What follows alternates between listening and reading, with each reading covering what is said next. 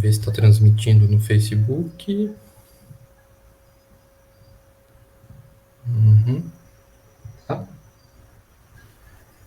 Tá no Facebook, Viegas. Tá. Deixa eu só compartilhar aqui.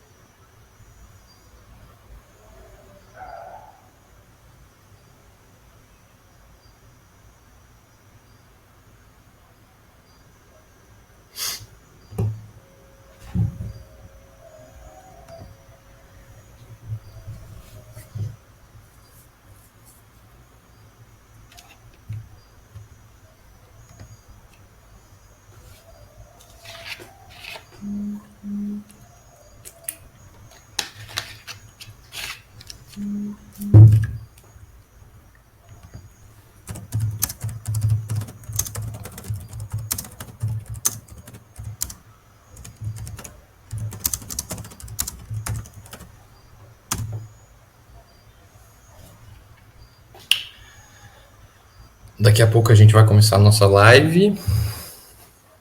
Márcia Frigi tá mandando boa noite. Morgane tá mandando boa noite. Túlio Vidor, de Chapecó, tá mandando buenas.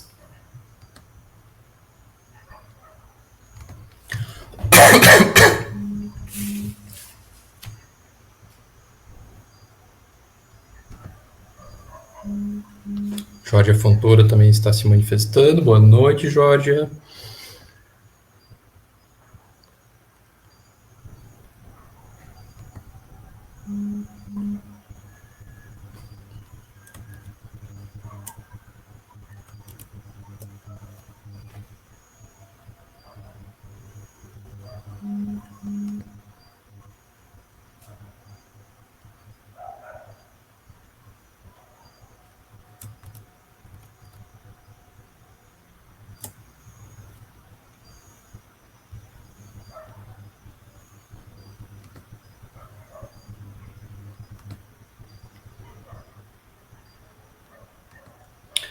Boa noite, Vitor. Boa noite, Alexandra. Boa noite, Anneli Fernandes. Boa noite, Isabela. Boa noite, Sandro Pauli. Micaela, boa noite. Kelly, boa noite. Prazer ver você aqui.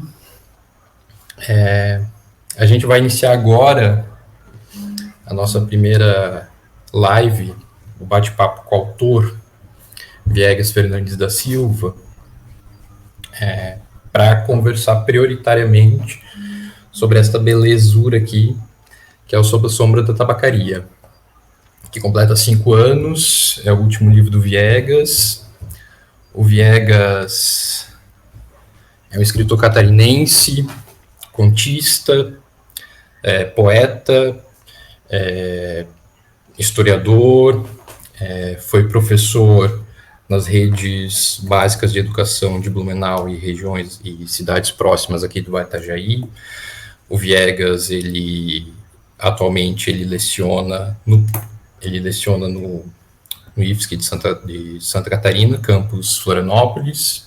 Há 3, 4 anos atrás ele se mudou de Blumenau para Garopaba, para lecionar no IFSC de Garopaba, hoje atualmente em Florianópolis. O Viegas ele tem uma carreira dedicada às letras, né, nesses 20 anos, pelo menos, de escrita, ele já publicou um livro de contos, o primeiro livro dele, que é o Sob a Luz do Farol. O segundo livro dele, de poesia, que é o de Espantalhos e Pedras, também se faz um poema. O terceiro livro dele são de pequenos contos, que é o Pequeno Álbum, lançado pela... Ai, me ajuda agora, Viegas. A editora da Urda. Hemisfério Sul. Hemisfério Sul, que também publicou o seu primeiro livro. E, há 5 anos atrás, pela editora Liquidificador, ele publicou esse último livro, Sob a Sombra da Tabacaria. O Viegas ele tem uma produção teórica bastante extensa, produção teórica e produção literária bastante extensa. Ele já foi colunista de jornais, ele já publicou em revistas especializadas em história, ele já publicou em revista de naturismo. Durante muito tempo ele escreveu crônicas semanais no Jornal de Santa Catarina, ele já publicou em muitos blogs e sites pela internet, já publicou textos em revistas de circulação nacional.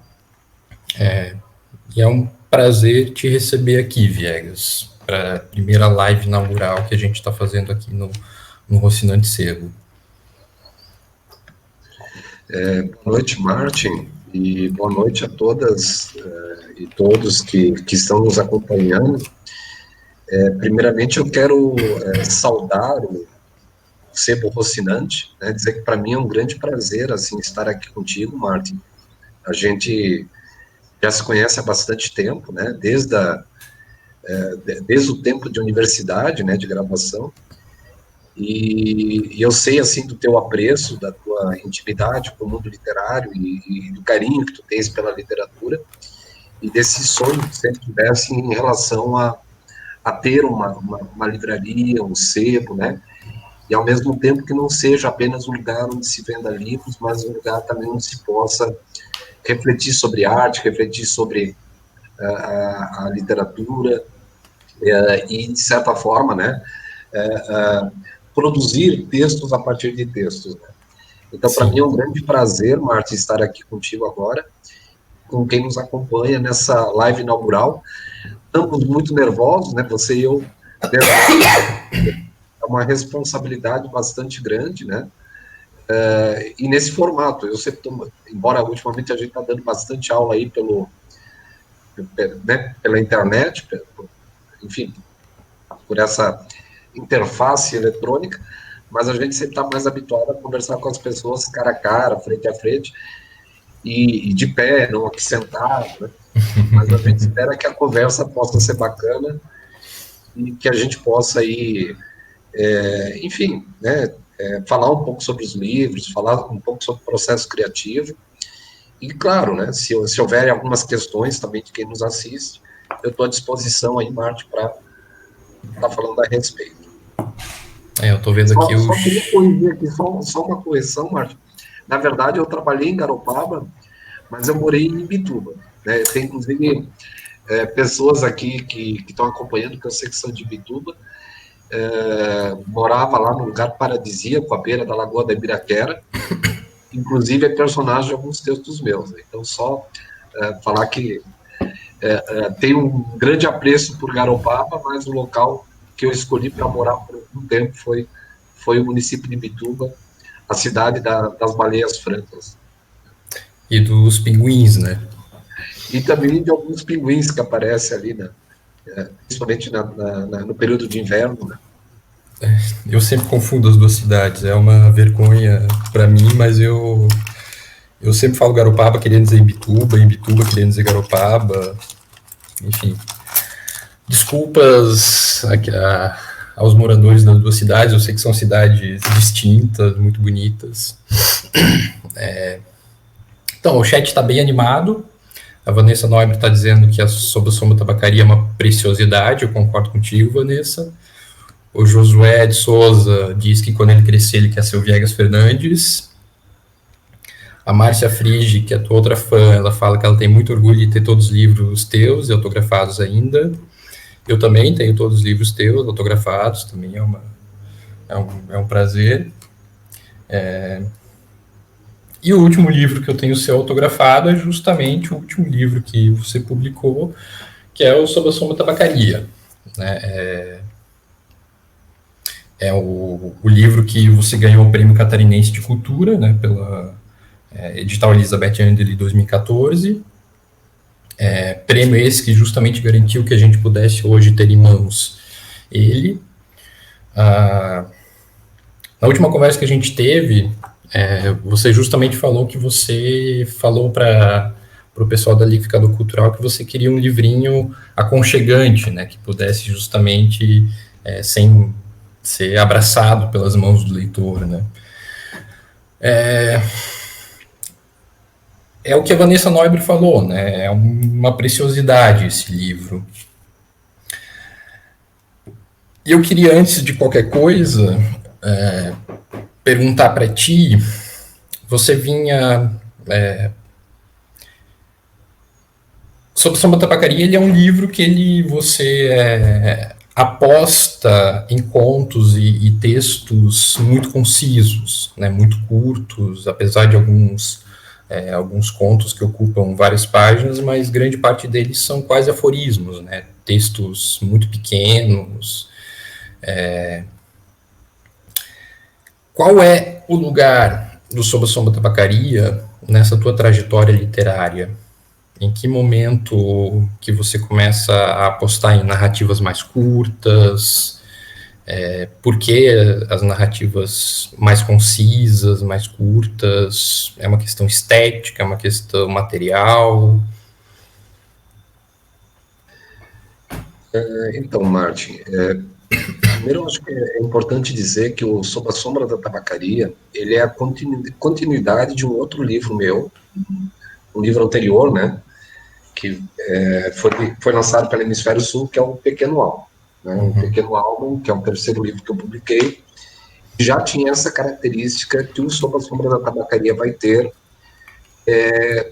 de textos que flertam, né, entre a poesia, a crônica e o conto. Né? Então, como tu disseste, são textos curtos, na sua grande maioria.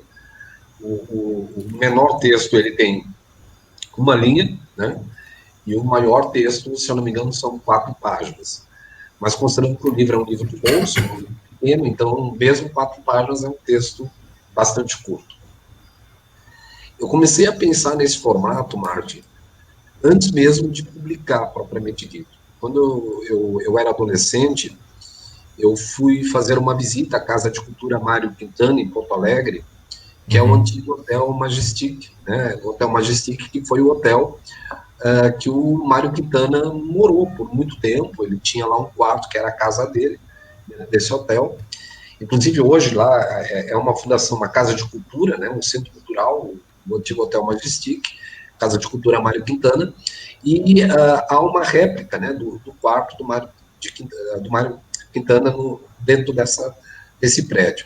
Toda vez que eu vou a Porto Alegre, eu vou à Casa de Cultura Mário Quintana para visitar esse quarto. Eu sei que não foi exatamente o local onde ele morou, mas eu vou lá porque me sinto bem naquele espaço, e foi ali, talvez, Martin, que nasceu o autor, né, o Viegas, que vai escrever. Porque desde muito jovem, né, enfim, da puberdade, eu tinha vontade de escrever. Mas eu sempre fui um aluno medíocre na escola. Né? Eu era aquele aluno que a professora não dava nada, sentava no fundo da sala. Né? Como eu sempre tive a deficiência física, era também aquele aluno que estava lá no canto, né? Não tinha muitas relações, não tinha também muitos motivos para ter um bom rendimento escolar, porque eu sabia que a educação naquela época ainda mas naquela época ela era muito cruel, né, Marta? Eu lembro que naquele tempo os professores mandavam você fazer trabalhos, e aí penduravam os melhores trabalhos do corredor, do colégio, e os meus nunca estavam lá, né? Então, eu era um aluno medíocre. Mas eu sempre li muito, né? Como eu não tinha a capacidade, assim, de jogar bola com os amigos, enfim, eu sempre lia muito, né? Mas não escrevia. Não me sentia capaz de escrever. Ainda muito jovem, eu ganhei um prêmio lá na escola que eu estudava, em Blumenau, no colégio, a escola de... Machado de Assis. Isso, a Escola Básica Municipal Machado de Assis.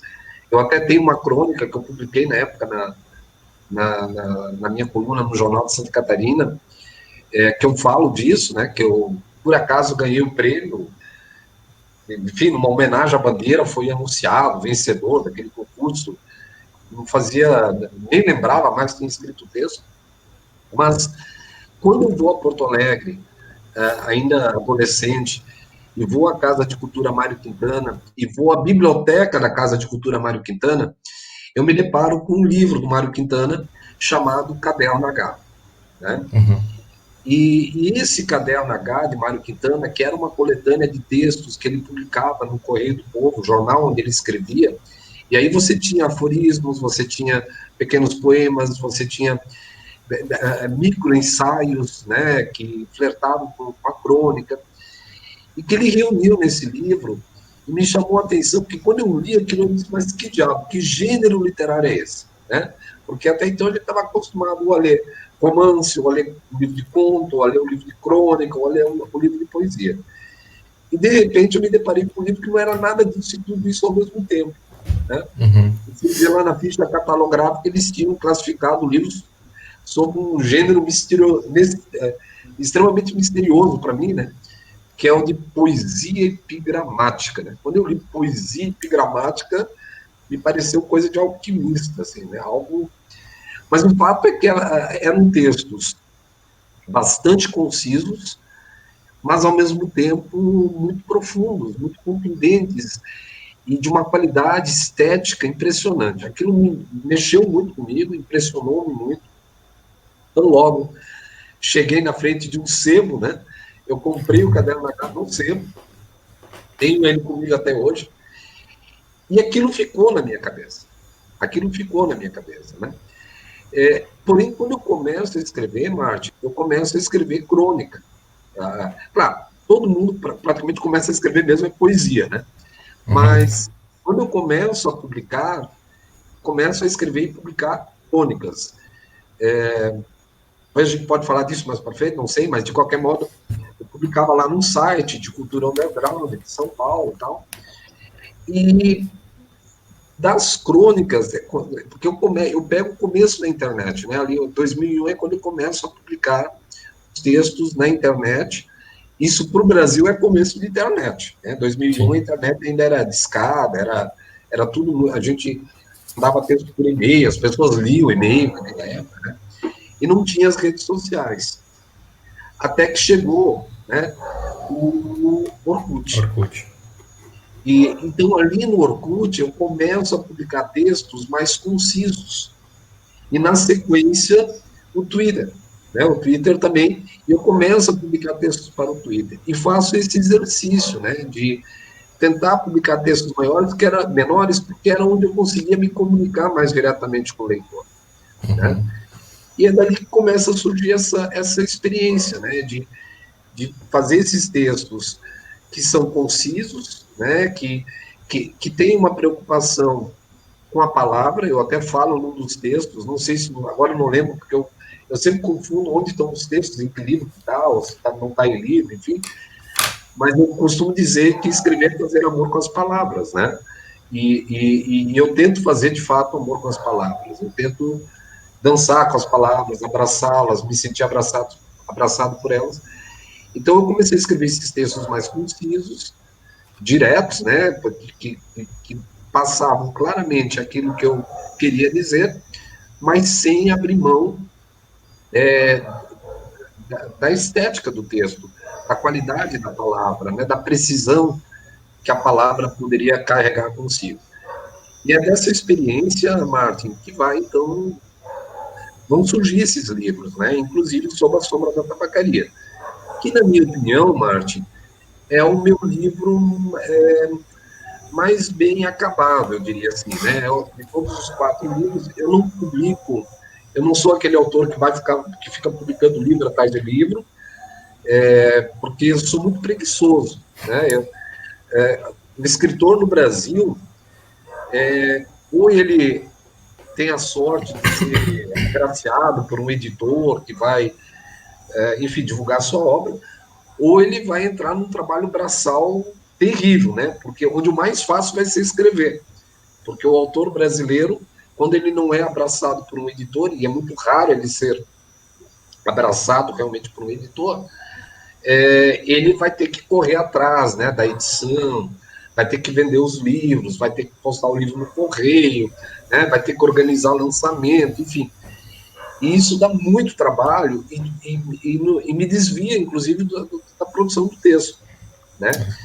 Então, eu tenho poucos livros publicados, mas desses poucos livros, o Sob a Sombra da Tabacaria, que é o mais recente, eu costumo dizer o último, tá, Marte? Porque quando eu publiquei ele, eu achei que realmente era o último, né? Mas talvez não seja o último, né? Talvez venham outros livros. A gente está pensando nisso. Mas é isso. Então me parece que é o livro mais, é o que melhor talvez o que melhor expressa aquilo que eu ainda penso e aquilo que eu tento fazer. Bacana. Você disse que você é preguiçoso, mas talvez você seja preguiçoso para reunir os textos e fazer esse trabalho do livro em si, né? Porque escrever você escreve cotidianamente, né? Você tem uma presença quase expansionista, né? Nas redes sociais, nos meios de comunicação.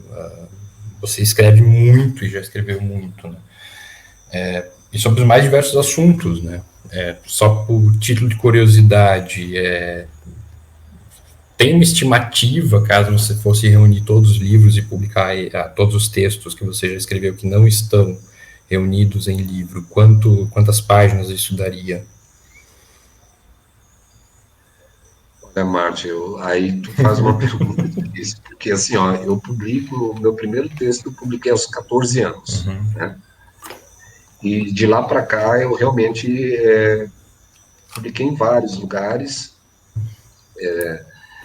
Eu não saberia dizer, Marte, assim, ó, eu tenho hoje em mente 3 coletâneas de textos, né, já organizados, que eu pretendo publicar, né, mas de crônicas, por exemplo, que é o gênero onde eu mais escrevi até hoje, o Sob a Luz do Farol, que é o meu primeiro livro, ele tem 33 crônicas, se eu não me engano, né? De crônicas, eu devo ter algo em torno de 600, 700 crônicas escritas. A maior parte, elas não estão publicadas em livros, né? Sim. Talvez alguns dos textos mais interessantes que eu tenha escrito ainda não estão em livros. De aforismos, contos curtos, poemas curtos, enfim, aí, cara, realmente é muito texto.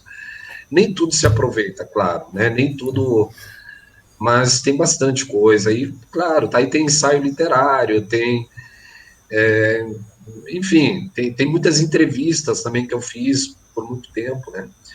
O fato é que, assim, né? Como a gente aqui está numa conversa, eu estou vendo várias pessoas aqui que eu conheço, que são pessoas amigas e que acompanham as coisas que eu escrevo há muito tempo, né? Inclusive algumas pessoas que também escrevem. Eu vi aqui, por exemplo, eu não quero ser injusto para não esquecer ninguém, é que eu não vejo, tá, pessoal? Eu só estou vendo Marte aqui, tá? Eventualmente aparece aqui as mensagens de vocês na tela. Mas eu vi aqui a Márcia Frigio, por exemplo, que uma poeta também, publicou um livro muito bacana, o Lâmina, né? Que eu tive a honra de orelhar, né? De fazer a orelha do livro. Mas assim, ó, recentemente eu tenho escrito menos, tá, Martin? Eu tenho cogitado seriamente, inclusive, me afastar um pouco das redes sociais, não por conta do dilema das redes, né, o documentário da Netflix, mas por conta da minha condição física mesmo, né? De uns tempos para cá, a minha condição física, ela ficou bastante prejudicada, tá um pouco mais difícil para eu escrever, por isso que eu também interajo menos com os leitores nas redes sociais e tenho publicado menos, né? E talvez isso, Martin, explique um pouco a razão pela qual eu também opto pelo texto curto, né? Porque textos curtos me geram menos dor física, né? Então, são mais rápidos de escrever e significam menos investimento físico para mim, né? Mas é isso. Então, no teu caso, escrever é sofrer. Para você, escrever significa escrever com dor. Assim, a gente não pode ter autopiedade, né? O Iberê Camargo, o artista Iberê Camargo, genial, né? Um dia, um repórter perguntou para ele por que ele pintava, né? Iberê, por que tu pintas, né? E o Iberê olhou para o repórter e disse, olha, eu pinto porque a vida dói, né? Eu pinto porque a vida dói. Eu escrevo porque a vida dói, isso é fato, né? Quem lê os meus textos vê que são textos sempre muito carregados enfim, expressam cômodos, né? Até tenho textos de humor, irônicos. Quando eu fazia a Crônica do Santa, escrevia alguns, né? Mas mesmo assim, às vezes de humor ácido, né? Tem por exemplo, uma crônica chamada. Foi uma das crônicas que mais me gerou problemas até hoje, por incrível que pareça, né? É Papai Noel é um ridículo, né? Que é uma crônica de humor, mas também carregada de ironia e tal. Mas eu vou um pouco na linha do Iberê Camargo, né? O Iberê pintava porque a vida doía, escrevo porque a vida dói. Agora, de fato, assim, Martin, todo mundo tem seu peso, né? E tem aquele atleta que joga sentindo dor, né? E tem aquele escritor que também escreve sentindo dor, não a dor na consciência, ou no peito, ou na alma, se ela existe, mas a dor física, né? Isso faz parte. Mas isso eu digo só para explicar, também para dar um retorno, às vezes, para os leitores, porque eu vejo que muita gente interage comigo nas redes sociais e eu nem sempre respondo. Geralmente não respondo, mas é por isso, né? Por conta disso. Só quero dar mais uma passada aqui no chat. Flávia Menegazzi, sou fã demais, sorte em ser sua aluna. Martin Stabel Garrote tá mandando um forte abraço. Cláudia Ribeiro manda boa noite. Silvana Mara Cristóvão manda boa noite. Morgane diz que o Sombra da Tabacaria não pode ser o último. Por favor, né, que não seja. Tem muitos textos aí para serem publicados. Cris Roveda, que alegria saber que não será o último livro. Tânia Regina, boa noite. Boa noite, Tânia. Márcia Frige diz que é um orgulho muito grande da orelha do livro dela ser de tua autoria. E a Morgane diz que ela adorava as crônicas no Jornal de Santa Catarina. Tânia Regina, também amo suas crônicas, todo o seu trabalho. As crônicas do Santa, praticamente todo mundo gostava, né? Exceto Célio Dias, né? Só dizer, Martin, que eu estou bem feliz porque nós temos uma audiência, inclusive, internacional, né? A Cláudia é uma prima minha, mora lá em Lisboa, né? E já deve ser tarde na noite lá, está aí acompanhando a gente. Eu agradeço e agradeço todo mundo que está aí, né? Pessoas que eu tenho um grande carinho por todo mundo que escreveu aí.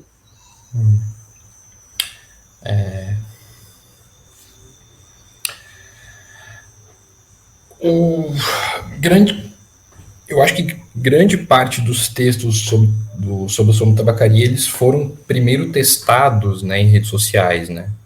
Eles foram você escrevendo, ia publicando no Facebook, ia publicando no teu blog, ia publicando no Twitter. Tem algum texto que foi escrito especificamente para o livro, quando você já tinha a noção de que esses textos seriam reunidos e virariam um livro? Como é que foi o processo de seleção dos textos, de organização deles? Em que momento o Sob a Sombra da Tabacaria virou o Sob a Sombra da Tabacaria? Então, Martin, assim, eu tenho comigo que as redes sociais, elas podem ser uma plataforma interessante, né, um bom laboratório, inclusive, para exercícios literários, artísticos, né? Eu vejo as redes sociais como um suporte, como qualquer outro, né? Quando o jornal de papel surgiu, também aqueles que escreviam nos jornais, eles eram ridicularizados, porque o jornal era uma coisa considerada supérflua, menor, né? Até o ponto de se transformar em algo que carregava consigo um status, né? Então, eu não desprezo os suportes, né? Acho que tanto o Twitter, quanto o Facebook, enfim, eles podem ser suportes interessantes, a gente pode usá-los, Eu sempre os usei para fazer experimentações literárias, sempre. E foram experimentações, algumas funcionaram, outras não. Né? Sobre a Sombra da Tabacaria, todos os textos eles foram publicados anteriormente nas redes sociais, na sua grande maioria. Né? Alguns ali saíram em jornais, em revista, mas a grande maioria. O Felipe também lá em Portugal, olha só. Felipe mora ali do outro lado do Tejo, né, Felipe? Legal. Temos uma audiência, pode dizer que são 23 horas em Portugal, né? De Santa Catarina aos irmãos portugueses.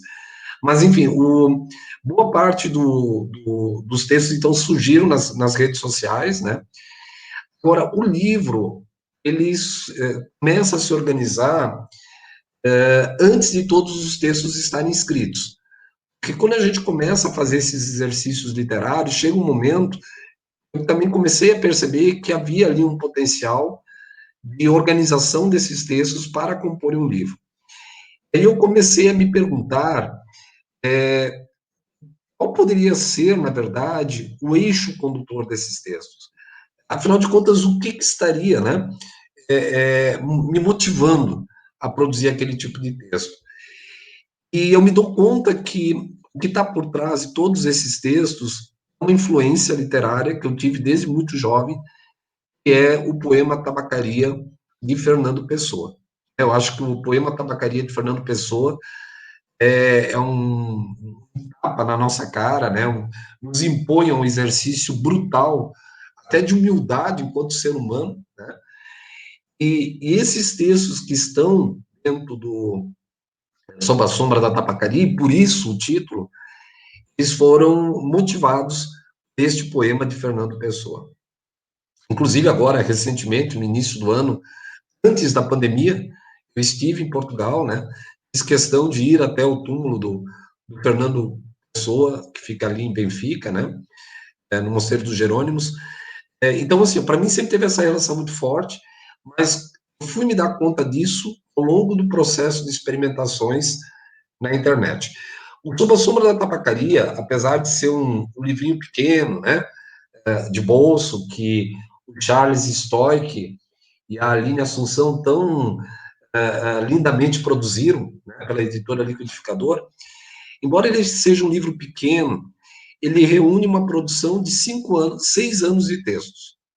Então, nesses 6 anos, eu publiquei muita coisa. Né, e eu fiz uma garimpagem, né, naquele universo de textos que eu publiquei, e essa garimpagem, então, sob a sombra das repercussões do poema Tabacaria de Fernando Pessoa no meu processo de escrita, resultaram nesse livro. Né? Então, então para te responder a tua pergunta, todos os textos foram publicados anteriormente, né? Que o inédito não é necessariamente o texto que está no livro. O inédito é o livro, né? É a reunião que a gente faz ali e de como a gente coloca um texto para dialogar com o outro. E para concluir a resposta, Marta, acho que é legal dizer, né? Para quem leu o livro já sabe, mas dentro do livro tem um outro livrinho, o Breve Romance de Ornitorrinco. E aí eu acho legal fazer um comentário aqui, porque o Ornitorrinco, às vezes o pessoal acha, tu pegou o Ornitorrinco e tal. Não. Como é que surge o Ornitorrinco? Eu, na época, trabalhava na biblioteca da Universidade Regional de Blumenau, a FURB. Era um lugar maravilhoso de trabalhar. Era meu sonho, sempre foi meu sonho, trabalhar numa biblioteca. Eu sou bibliogâmico, né? Eu amo livros, então, um bibliogâmico não há lugar mais confortável de se trabalhar senão dentro de uma biblioteca, né? Eu tive a honra, o prazer de trabalhar na biblioteca, na época, a segunda maior biblioteca do Estado, a biblioteca da FURB, 7 anos. Eu tinha uma vista muito interessante do local onde eu trabalhava, e num dia de ar-condicionados queimados na biblioteca, né, um calor infernal, porque Blumenau é uma das cidades que compete aí com o deserto do Kalahari, no que diz respeito ao quesito calor, né? Então, num dia de calor insuportável, com os ares condicionados completamente sem funcionar, as janelas abertas, eu olho para fora, não sei se fruto da insolação, de uma desidratação, mas de repente eu me imagino vendo ornitorrincos pastando na cena urbana de Blumenau. Eu resolvo escrever isso, é o primeiro texto do breve romance de ornitorrinco, o capítulo 1, está dentro do livro, e boto isso na rede social. Lá pelas tantas aparece outra cena, e eu escrevo lá, é o capítulo 2. De repente, o capítulo 13. Eu vou, uma vez por dia, ou uma vez a cada 2 dias, coloco lá. No começo a galera não estava entendendo, nem eu, né? Eu apenas estava conversando com o ornitorrinco. De repente, Marta, e eu conto isso, as pessoas não acreditam, mas é a mais pura verdade. Eu já tinha escrito lá, sei lá, uns 10 ou 12 textos. Estou saindo da biblioteca, tinha lá o elevador, eu entro no elevador, ele abre a porta, entra uma senhora com uma menininha, uns 10, 11 anos. Quando ela me olha, ela diz, filha, esse é o pai do ornitorrinco. Eu olho para ela e digo assim, tu leu ornitorrinco? Leio todo dia para minha filha, né? Então eu tinha me dado conta que o ornitorrinco, ele tinha criado uma identidade própria, né? Ele foi me levando. Então, uma boa parte dos textos do ornitorrinco compõe hoje o breve romance de ornitorrinco, que estão dentro do Sob a Sombra da Tabacaria. Há outros textos avulsos do ornitorrinco. Porém, quando eu saio de Blumenau, Márcio, quando eu saio da biblioteca, o ornitorrinco ele morre, né? Quando eu vou para Ibituba, eu não consigo mais ver ornitorrincos. Eu passo a ver pinguins, passo a ver baleias francas, começo a conversar com as bolachas do mar, né? Mas eu não consigo mais conversar com o ornitorrinco, até que eu descubro que o ornitorrinco já não estava mais entre nós. Entretanto, ele deixou uma série de reflexões para que um dia, quem sabe, possam ser publicadas, né? É curioso, Marta, que eu sempre me perguntei por que o ornitorrinco, né? E quando a gente pergunta assim, ó, tu conhece o ornitorrinco? As pessoas sempre dizem, o ornitorrinco é aquele animal que parece um pato, mas não é um pato, né? Ou seja, você define o ornitorrinco não por aquilo que ele é, mas você define o ornitorrinco por aquilo que ele não é. O ornitorrinco, ele é um animal de fronteira, né? Ele está nos limites dos gêneros, né? Ele está nas fronteiras, que é, Martin, como eu sempre tentei encarar a minha produção literária, né? Eu sempre tento olhar para aquilo que eu escrevo como algo que está na fronteira, né? Não algo que está dentro de uma caixa de fósforos, né? Inclusive, eu tenho um texto que diz que o fósforo, quando ele saiu da caixinha, ele descobriu que nasceu para ser fogo, né? E não, só respondendo a Georgia ali, não é do Chico, tá? O ornitorrinco, como eu falei, não foi uma inspiração do Francisco de Oliveira, até porque o ornitorrinco ele não tem ele não gosta muito de discutir economia, o meu ornitorrinco, né? Ele gosta muito mais de discutir questões filosóficas, né? Ele na verdade, foi, na verdade, um grande conselheiro, né? Então, é apenas uma coincidência aí, mas não tem relação com o ornitorrinco do Francisco de Oliveira, não, Jorge. Martin, desculpa, eu acho que eu falei demais. Não, eu só vou fazer um parênteses aqui para ler o capítulo 4, Filosofia Ornitorrínquica. Ornitorrincos também falam. Tem uma aqui agora, desgarrado do bando, querendo discutir Kant. Recusei-me, é claro. Ornitorrincos não deveriam discutir Kant. Ornitorrincos deveriam discutir poesia. Eu gosto muito, Martin, do ornitorrinco, sabe? Eu tenho vários personagens que eu criei. O primeiro deles, que é o Ernesto, que está nas minhas crônicas, né? No livro meu tem pelo menos um texto onde eu cito o Ernesto.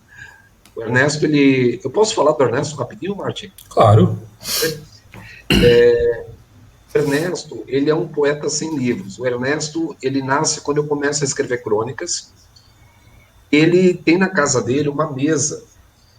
Uma das pernas da mesa, da casa do Ernesto, ele propositalmente, ele cortou um pouquinho do pé da mesa, a mesa ficar balançando, a mesa ficar bamba, né? Cada vez que ele compra um livro, ou ganha um livro chega na casa dele, ou alguém diz, ó, tu precisa ler esse livro, o Ernesto, ele bota o livro debaixo do pé da mesa, e ele observa, se aquele livro nivelou a mesa, equilibrou a mesa, ele não vai ler o livro. Agora, se o livro tornou a mesa ainda mais bamba, ele lê o livro. Por quê? Porque na visão do Ernesto, a literatura está aí não para acomodar o mundo, mas para balançar o mundo. Né? A literatura ela está aí para balançar, para incomodar, né? E não para equilibrar. Então, eu tenho vários personagens, o Ernesto, tem o Pirocultor, tem o Eviscerado, tem vários. E tem o Ornitorrinco, né? Que é talvez o personagem pelo qual eu tenho mais carinho, mais carinho. Você e eu acho que grande parte dos leitores, né? O Ornitorrinco, ele é o personagem que tem um brilho mais lapidado, né? Apesar de que eu gosto, eu já te disse isso várias vezes, eu gosto muito do Pirocultor, né? Esse é um personagem que, caso eu pudesse bater na sua porta e pedir para você continuar a escrever o texto, eu iria fazer isso, né? Por favor, eu quero saber o que aconteceu com o Pirocultor, que é para quem não leu o livro ainda, né, ou para quem não se lembra, o Pirocultor, ele é o fazedor como é que se chama? Fagulhas, né? Isso, ele tem, na verdade, ele detém o monopólio do fogo, né? Ele tem uma grande fazenda de fagulhas. Ele detém o monopólio do fogo. O pirocultor é Deus, né, Marte? O pirocultor é Deus, ele domina e escraviza a humanidade, né, que vai depender dele para colher suas fagulhas e poder ter, porque o fogo de pirocultor, ele não se reproduz, né? Ele dura o tempo da fagulha apenas. Então, o pirocultor é um desses personagens, Marte, que surgiu e, por alguma razão, ele não surge mais, né? Até que um dia ele possa voltar a surgir. Assim como o Eviscerado, né, e outros. São essas experiências literárias que a gente faz e que eu não consigo explicar muito bem, Marte, como é que funciona o processo criativo, né? Geralmente as pessoas, quando nos convidam para conversar com estudantes, tal, sempre tem essa coisa, queria que tu falasse sobre o processo criativo, tal. Para mim é uma coisa muito estranha, Marte, de verdade, porque depois que eu leio os textos, né, que eu dou um distanciamento no tempo, eu tenho a impressão que não fui eu que escrevi, né? Alguns eu penso, esse texto não tá legal, né? Outros, esse texto tá tão bacana, mas há algo que é inexplicável aí, né? Como é que esse texto se produz, como é que esses personagens surgem. Eu converso com os personagens quando eles surgem, né? Tem textos, às vezes, Martin, que tem 2, 3 linhas, mas que eu fiquei 2, 3 meses escrevendo, de fato, né? E nesse processo eu fico conversando com esses personagens. Tem hora que o personagem cansa de mim, tem hora que eu canso do personagem, né? O Pirocultor é um personagem muito pesado, então eu não sei se um dia ele volta, né? Ou se não volta. Eu vi ali, Marta, se tu me permite, o Júlio, né? Acho que é o O Júlio Júlio. Machado. Ele pergunta se tem uma lógica, né? Então, Júlio, aquilo que eu falei, né? Depois que eu fui escrevendo os textos, eu fui perceber que havia aí a influência do poema Tabacaria, do Fernando Pessoa, que dava uma coesão, né? E aí eu fui organizando esses textos tematicamente, né? Porque quem lê o livro percebe que são vários títulos, mas nem todos aqueles textos reunidos sob um título, eles nasceram reunidos sob aquele título, né? Os títulos vieram depois, a organização dos textos em blocos veio depois. Da mesma forma como o breve romance de Ornitorrinco. Quando os textos foram surgindo, não havia ideia de compor um livro com isso. Júlio, o texto do Ornitorrinco ficou para o final, porque ele é um livro dentro do livro. né? Existe um livro chamado Sob a Sombra da Tabacaria, existe um livrinho chamado Breve Romance de Ornitorrinco. Eu até cheguei a cogitar à época de publicar o livro do Ornitorrinco em separado, né? Mas aí eu pensei, não, vai junto, acho que ele dialoga, tem algumas reflexões do Ornitorrinco que dialogam com textos que estão no Tabacaria, inclusive um texto do Ornitorrinco que está dentro do Sob a Sombra da Tabacaria, não está dentro do Breve Romance, né? Então ele ficou para o final, é isso, ele é um outro livro dentro desse livro, né? Mas os demais, a lógica é essa, né? Eu fui agrupando os textos por temas e sempre sob a sombra desse poema do Fernando Pessoa, né? O Tabacaria. O Josué perguntou antes se tu podia falar um pouco do teu método de escrita, né? Você já disse que de alguma forma isso é um tema que é meio difícil para você falar, né? Mas ele pergunta sobretudo nas crônicas, como que você escreve, qual que é o método, se é que é um método. Então, Josué, o Josué é uma pessoa admirável, né? Eu tenho bastante admiração pelo Josué e leio, tento sempre que possível acompanhar os textos do Josué, né? O Josué também mantém colunas em jornais, também, e tem brilhantes reflexões aí a respeito da ciência política, das ciências sociais e por aí afora. Então, Josué, quando eu comecei a escrever crônicas, Bom, eu acho que eu tenho que aqui explicar uma coisa, né? Eu comecei a escrever de forma sistemática em 2000.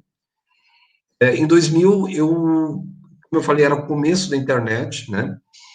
Eu criei um Mailing-Zine, ou seja, um zine, né? Um fanzine, mas ao invés de ser fanzine, de papel e tal, eu fiz isso por e-mail. Chamava-se Comentário da Semana. Tá? Comentário da Semana. Um editor de um site lá de São Paulo, ele recebeu esse e-mail, o primeiro, eu lembro bem, a primeira remessa de e-mails foram para 100 endereços. E na época era bastante coisa, tem que pensar que a internet era discada, né? Então só podia usar depois da meia-noite, porque era muito caro durante o dia, demorava, né? Tinha que mandar de 50 em 50 e-mails, tal. Ok. Foram 100. Fiz 5 números do comentário da semana. O último comentário da semana, ele foi enviado para 15 mil endereços em 27 países. Então a coisa saiu do meu controle, totalmente. Eu não tinha, eu fiquei mais tempo mandando os e-mails do que escrevendo os textos e tal. E aí, esse editor, ele entrou em contato comigo, ele teve acesso aos textos, me convidou. Ele disse assim, Viex, não gostarias de ter uma coluna aqui no meu site e tal? Eu disse, olha, eu gostaria, mas eu não gostaria de fazer o comentário da semana, porque aquilo me dava muito trabalho. Né? O comentário da semana ele era muito temático, ele abordava desde questões locais até questões internacionais, e tinha aí análise, tinha texto literário, e na época eu dava mais de 40 aulas por semana, trabalhava um monte de coisa. Eu propus a ele e disse assim, Luiz, quem sabe, então, eu escrevo uma crônica. Né? Eu escrevo uma crônica por semana. Surge, então, a crônica da semana. A época era o site A Barata, né? Um site de cultura underground e tal. Enfim. Ele topou, né? A gente fez essa conversa, e aí surgiu o primeiro desafio, Josué. Porque a crônica, ela tem essa pegada também com o jornalismo, né? A crônica, ela tá de novo na fronteira, né? Entre o jornalismo e a literatura. Eu morava em Blumenau, né? Na colônia ali, né? Na província. O site era de São Paulo, mas os leitores estavam espalhados pelo mundo. E aí vinha aquele desafio: como tratar de temas locais, né, que podem ser compreendidos, inclusive, por um cara que eventualmente lê português e vai receber esse texto, sei lá, no Japão. Né? Ou o cara que mora lá na Moca, em São Paulo. Né? Então, a minha primeira preocupação, o Josué, foi fazer com que problemas locais e até muito pequenos, muito particulares, pudessem ter uma leitura, né, que fosse para além desse território no qual o texto era produzido. É isso, Josué. Eu li muita crônica. O pessoal às vezes pergunta, quando a gente vai conversar sobre literatura, o que eu preciso fazer para escrever, para, né? Você diz, ó, cara, lê pra caramba, né? Lê muito, e lê bons autores. E quando eu me deparei, vou fazer crônica, eu fui ler crônica. Os melhores cronistas, Drummond, Sabino, Goulart, Raquel, enfim, li muita crônica. Fui lapidando aos poucos, né? Então, hoje eu leio os meus primeiros textos, alguns até me envergonham, né? Mas a crônica, Josué, é um exercício. Né? É um exercício diário que você vai fazendo, é uma dedicação, é um estudo diário. O método é esse, né? É ler muito. E quando você for escrever, você vai escrever como se estivesse conversando com Marte, né? Ou contigo. Então, é um diálogo direto que tu tem com o leitor, né? Eu me inspirava muito, por exemplo, nas crônicas que o Machado escrevia, né? Enfim. Então, é esse diálogo direto que você precisa construir no texto da crônica, e falando, seja de algo extremamente pesado, ou doloroso, né? Ou seja, como o Rubem Braga escreveu lá uma série, acho que de 3 ou 4 crônicas, falando de uma borboleta amarela, o dia começou a voar no meio da cidade, e as crônicas, é isso, é ele correndo atrás da borboleta. Então, seja uma crônica sobre a borboleta, né? Ou seja uma crônica sobre o bombardeio na Palestina, né? É sempre essa preocupação de ter um diálogo direto, honesto com o leitor, né? Sempre foi isso que eu tentei fazer.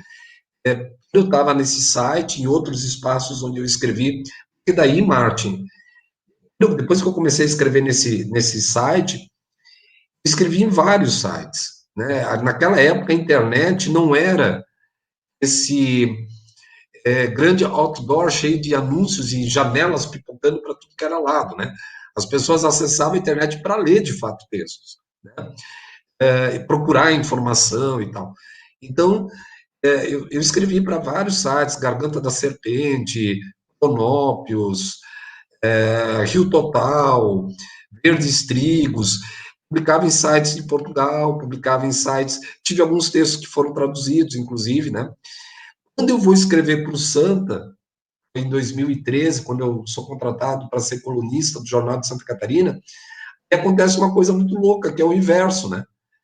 Aí, assim, é como trazer os temas nacionais para dentro de uma discussão de um jornal local, né? Então, eu tentei fazer o inverso, né?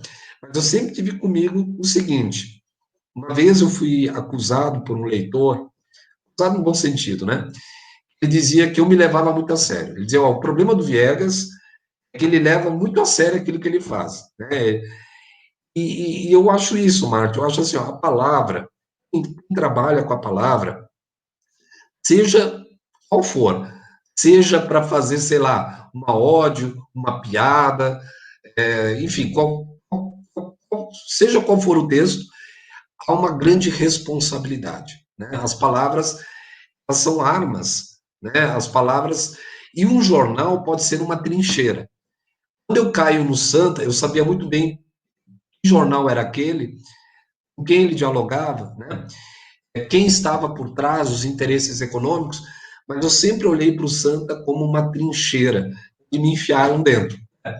E dali eu ia atirar e fazer a minha guerra, o meu bom combate. Então eu sempre tive como postura, né, trazer para dentro da discussão do jornal aqueles temas que eram incômodo, que a cidade preferia não discutir. Eu lembro que houve uma situação, por exemplo, das garotas de programa, dos transexuais que se prostituíam lá na Itopava Norte, Blumenau, e houve toda uma violência contra os profissionais do sexo. Eu fui lá e escrevi um texto em memória de Stephanie, justamente, né, defendi o direito dessas pessoas exercerem a sua profissão, né, nas ruas. E por que em Stephanie? Porque em Stephanie foi uma das travestis que foi assassinada em Blumenau, enforcado e seu corpo pendurado num viaduto, em Blumenau. E isso foi esquecido. Foi um período onde 3 profissionais do sexo, transexuais e travestis, assassinados na cidade num crimes que lembravam muito crimes de serial killer, né? E a cidade simplesmente não discutia.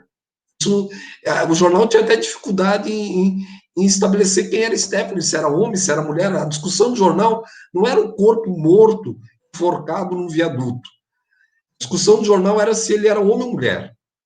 Né? É isso que a cidade estava discutindo. De repente, aí, quando a cidade se incomoda com os profissionais do sexo, eles vão tentar expulsá-los, e há toda uma violência contra esses profissionais. Então, eu estou dando esse exemplo, Marco, para dizer isso. Olha, eu sempre tive essa preocupação, né, ética, de entender que lugar eu estava ocupando dentro desse jornal. Eu sabia que eu não ia durar muito tempo no Jornal de Santa Catarina. Não foi o único jornal que eu trabalhei, né? Eu tenho muito prazer, muito carinho em falar que eu muito tempo escrevi, 3 anos escrevi uma coluna mensal no jornal Expressão Universitária, né? Depois, quando eu venho, que eu saio de Blumenau e venho aqui para o litoral sul de Santa Catarina, eu vou escrever para o portal A Hora e para o Jornal de Garopaba, né? Então, assim, eu nunca deixei de escrever, né? Mas eu sempre que eu ocupo um espaço em um lugar, eu sei que ali é uma trincheira, né? E que eu preciso saber o que eu estou fazendo ali. A crônica, Josué, ela é diferente de uma poesia, embora a crônica também possa ser poética, né? Mas a crônica, sem ser panfletária, ela tem um compromisso com a sociedade, com o que eu estou dizendo. A poesia é um compromisso comigo mesmo, né? A crônica é um compromisso que eu tenho comigo mesmo, mas também tenho com a sociedade. Bom, método, Josué, vou ficar te devendo, né? Não saberia te dizer. Tem texto que nasce com uma palavra emendando na outra, tá? Tem texto que nasce a partir de um tema, né? Enfim.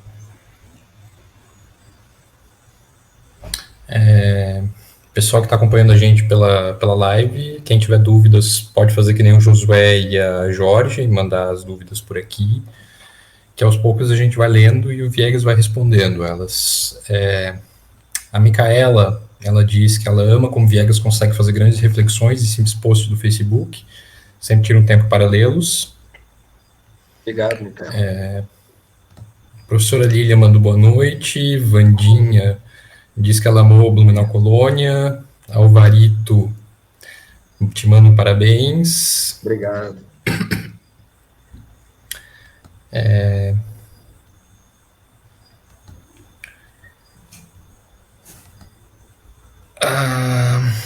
Eu me perdi aqui nas minhas anotações, desculpa, gente. Eu tô aqui tendo que gerenciar a live, pensar nas respostas do Viegas.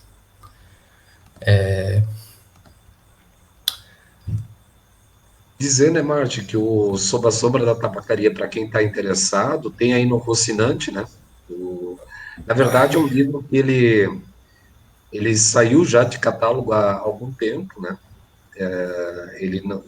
Dificilmente a gente encontra em livraria, e o Marte, ele tem alguns exemplares aí que ele conseguiu aí, que estão no sebo dele, mas que são exemplares novos, né, Marte? Então, quem tem interesse pode entrar em contato aí com o Rocinante. É isso. E não só o livro do Viegas, como outros livros, né? A gente é um sebo pequeno, né? Estamos começando a constituir nossas atividades, mas a gente está querendo, de alguma forma, trabalhar com boa literatura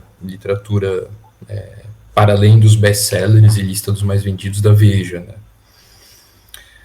O Luiz Fernando Pipe também te manda um abraço. A Garopaba na área, admiramos o professor Viegas Fernandes da Costa.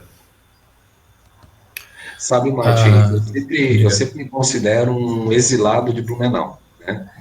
Vários textos meus que eu falo de Blumenau, tem um texto meu, quando eu comecei no Santa, eu publiquei um texto, eu vou republicá-lo ele amanhã lá no meu Facebook, então, só para quem de repente não lembra, quiser ler, eu vou publicar de novo amanhã.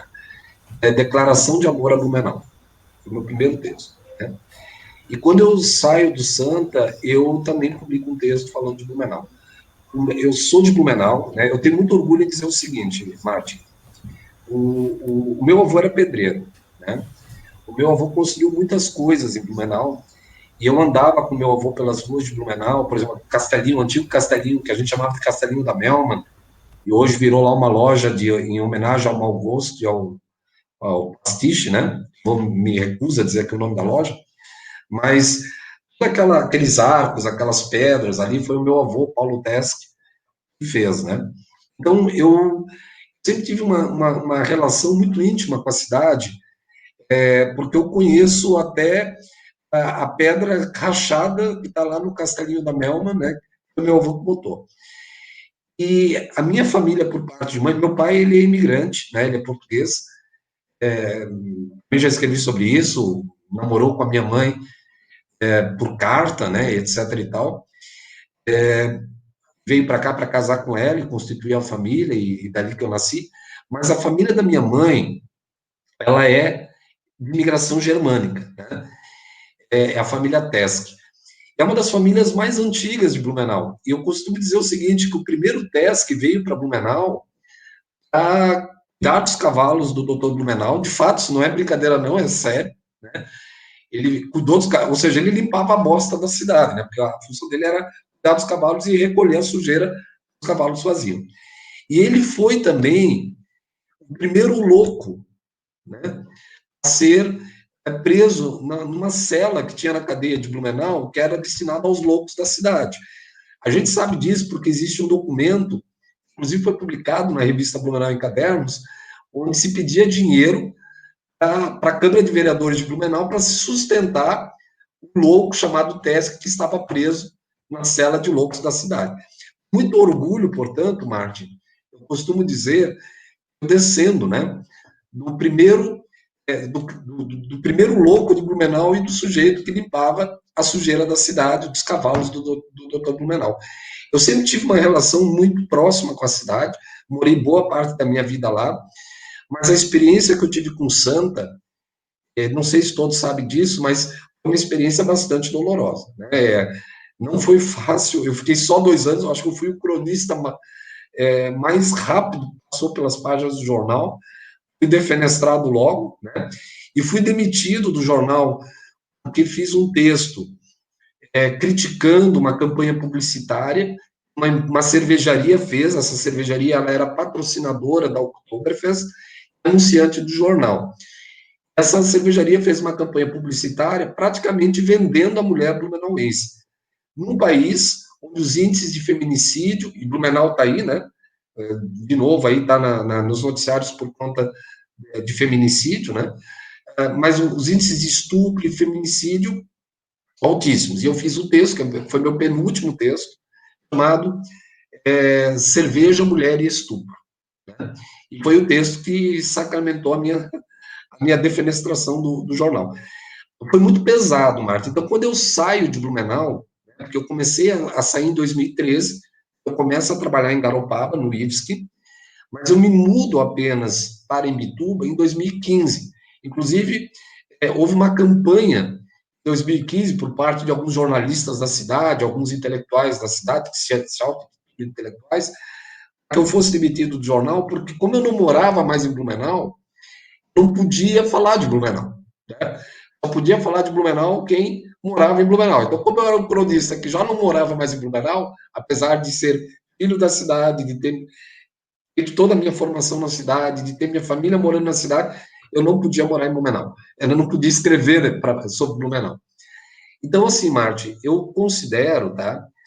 Eu fui exilado da cidade. Foi uma coisa, assim, muito dolorosa para mim. Né? Tanto é que eu ia muitas vezes a Blumenau, ainda quando eu morava na cidade, muitas vezes eu era xingado, ameaçado até em alguns lugares que eu frequentava, né, por conta dos textos.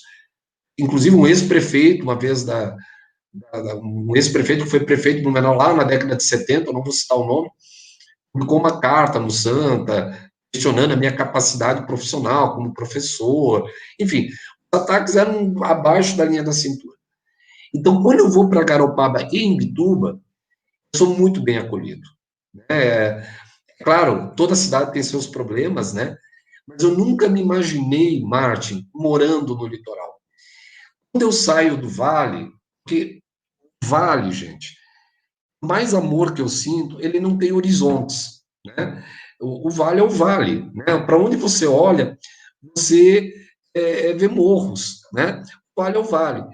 E quando eu venho para o litoral, eu me deparo com horizontes, né? Horizontes. E é muito legal, porque isso vai ter um impacto, inclusive, mas por isso que eu não consiga mais falar com o Litorrinco, né? Porque o Litorrinco, ele habitava o vale também, né? Os meus diálogos vão ser outros a partir de então. Né? Aquilo que eu falei no começo. Eu vou falar de bolachas do mar, em Blumenau nós temos as capivaras, né? Em Garopaba, em Bituba, nós temos as baleias.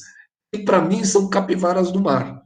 Né? São as baleias francas, eu chamo elas capivaras do mar, e sempre que eu vou às cidades eu fico pescando com os olhos, né?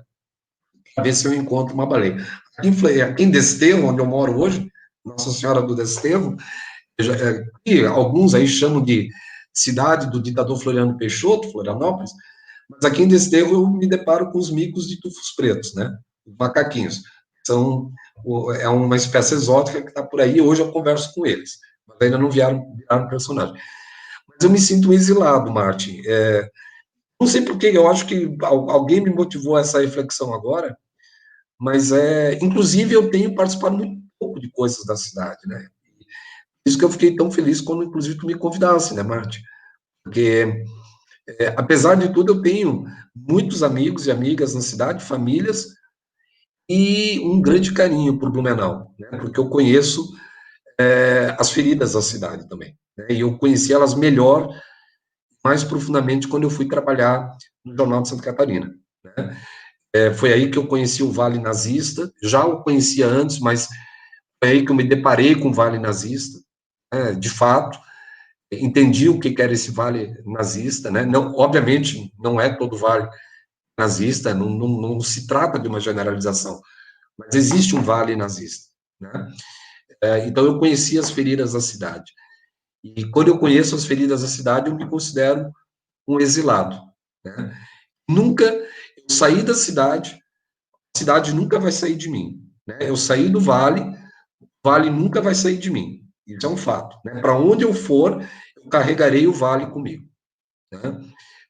Agora, por outro lado, não sei se um dia conseguirei voltar a viver o Vale, né? Mesmo com todas as coisas bacanas que o Vale tem, todas as belezas que o Vale tem. Uma das imagens que eu nunca esqueço, Martin, é o gramado do Parque das Nascentes, no sul da cidade, à noite, coberto de pirilampos, né?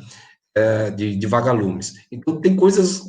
Eu tenho imagens de Blumenau que são muito poéticas, muito bonitas, que são muito caras para mim.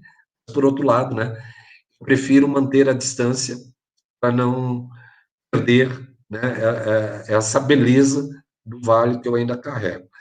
E Garopaba, né, como o Pipe ali colocou, né, eu sou muito agradecido pelo acolhimento que eu tive. E aí, Marta, para fazer o gancho com a tabacaria, eu estou falando demais, eu sei, eu tenho esse problema. A Micaela é minha aluna, ela sabe disso, ela teve aula comigo hoje às 8 da manhã, tá? Mas quando eu lanço o Sob a Sombra da Tabacaria, tá? Eu fiz questão de lançar na biblioteca da FURB, que foi onde esse livro nasceu. Na época, o diretor da biblioteca era o Darlan, né? Eu falei para o Darlan, disse, Darlan, eu gostaria muito de lançar o livro dentro da biblioteca, porque o livro nasceu na biblioteca da FURB, e eu fui muito feliz na biblioteca da FURB. E assim, eu tive uma série de problemas, não com o Darlan, não com a biblioteca e não com a FURB, que me receberam muito bem, né? Foi muito legal.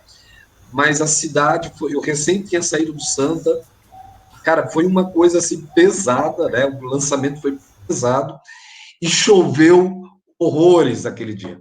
No dia seguinte, Blumenau estava sob enchente, né? Então, foi assim um lançamento. Eu acho que a Morgane estava nesse lançamento, a Morgane estava aí na live, né? Se eu não me engano, tinha outras pessoas também, mas foi uma coisa muito dolorosa para ver aquele lançamento. Uma semana depois, eu fiz o lançamento em Bituba, organizado pela Gláucia, também já morou em Blumenau, e fizemos na biblioteca de Imbituba, né? E não choveu naquele dia, né? eu fui abraçado, né, tanto por Imbituba quanto por Garopaba. Então, eu tenho muito carinho, Martin, no litoral sul de Santa Catarina, tá? Desculpa, eu falei demais. Eu vou fazer coro ao chat, né? Que tá dizendo que é muito bom te ouvir falar, né? A Micaela disse que ela veio te ver a segunda vez no dia, porque ela adora te ouvir. A Flávia Menegazzi também está dizendo que é muito bom, é bom demais ouvir você falando. Morgane Helma tá dando oi, né? Ela e a família estão acompanhando a gente aqui na live. Outro exilado de Blumenau, que é o Túlio, né? Uma das maiores saudades dos tempos de Blumenau é de poder trabalhar próximo e conviver cotidianamente com Viegas. Continuamos conectados pelos seus textos, meu amigo. O Túlio foi meu editor, tá, Martin? O Túlio, ele era o presidente lá do SINCEP, do Sindicato da FURB, que era o sindicato que publicava o Expressão Universitária, né? E o Túlio, junto com o Léo Lapes, depois a Magali Moser, né? E outros jornalistas, o Cunimundo, se eu não me engano, eles foram meus editores, né? Eles me publicavam lá. Sou muito agradecido. Foi teu editor e meu patrão, né?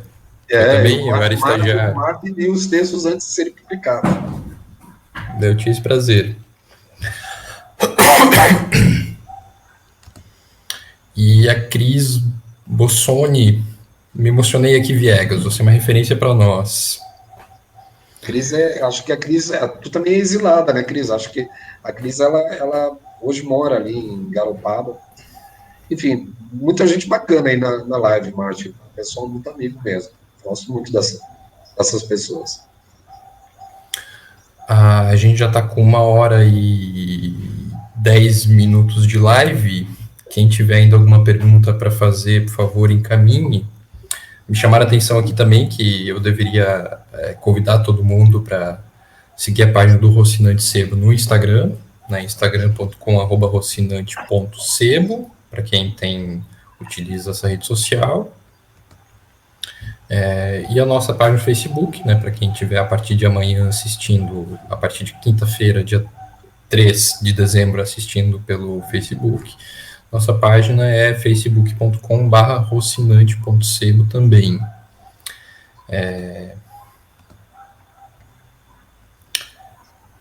A Morgane está dizendo que foi uma honra poder ter participado do lançamento do livro Sob a Sombra da Tabacaria. E o Antônio Cunha, essa tua história já dá um romance.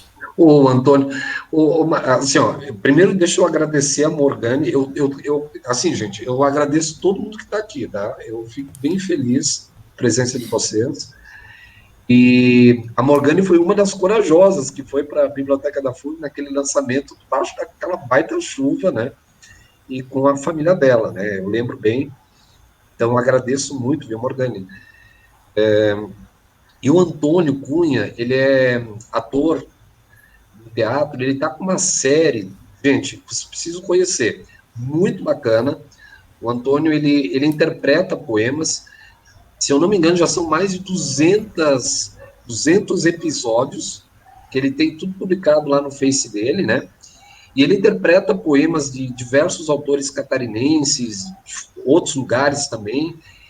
E ele me disse que, não sei se amanhã ou depois, mas ele vai apresentar também um poema meu do Sob a Sombra da Tabacaria, né? Então, fica aí também o convite para que vocês conheçam o trabalho do Antônio Cunha, que vale a pena mesmo, muito bom mesmo. E meu agradecimento a ele também, tá, Martin? Ô, Vitor, abração. O Vitor Prates aqui diz que ele admira muito o texto A Invenção da Dança, incluso Sob a Sombra da Tabacaria. Eu não tinha dito antes, mas a Suzana Silva, ela diz que os egressos do IFSC de Garopaba sentem muita falta das suas aulas. E aí temos perguntas aqui no chat. A Georgia Fontoura, ela pergunta se você já pensou em escrever uma biografia.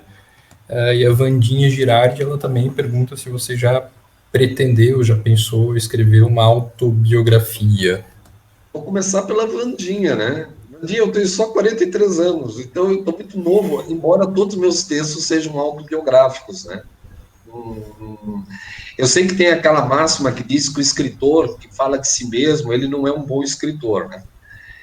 Porque o escritor precisa falar de personagem, não de si. Então, eu sou um péssimo escritor, cada dia eu assumo isso, mas muitos dos meus textos, claro, nem tudo ali é autobiográfico, mas muitos dos meus textos partem de experiências enfim, da minha condição. Então, não pretendo escrever uma autobiografia, mas pretendo continuar escrevendo textos de algum modo, né, dialogam com questões autobiográficas.